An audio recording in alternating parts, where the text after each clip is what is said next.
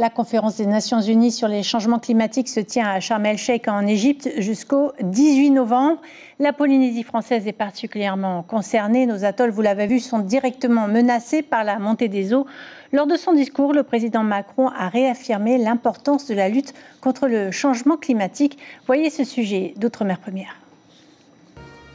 C'est la traditionnelle photo de famille, mais avec deux grands absents, la Chine et les États-Unis, les deux plus gros pollueurs au monde. En ouverture de cette COP27, les dirigeants chinois et américains n'ont donc pas entendu Antonio Guterres les interpeller directement.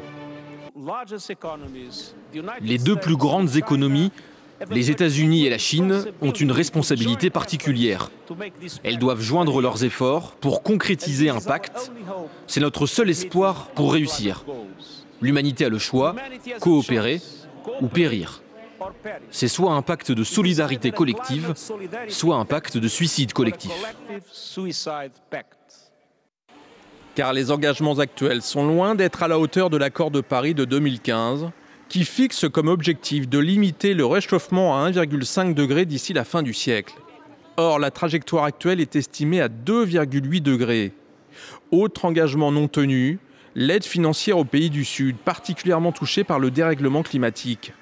Pour Emmanuel Macron, cette solidarité envers les pays pauvres doit être respectée. Au fond, beaucoup de pays nous entendent parler de 100 milliards depuis Copenhague et se disent on ne voit pas l'argent arriver. Nous devons aller au bout de la solidarité financière. On est à 82 milliards d'engagés. On doit, dans les tout prochains mois, aller aux 100 milliards, aider à convaincre les derniers pays riches qui n'ont pas pris tous leurs engagements.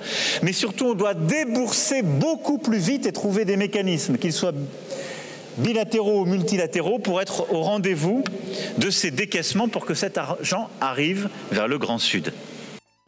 Coopérer ou périr, à Sharm el-Sheikh pendant 2 semaines, chefs d'État et représentants de 196 pays devront faire un choix. L'information en continu sur Polynésie la Première, Internet et réseaux sociaux.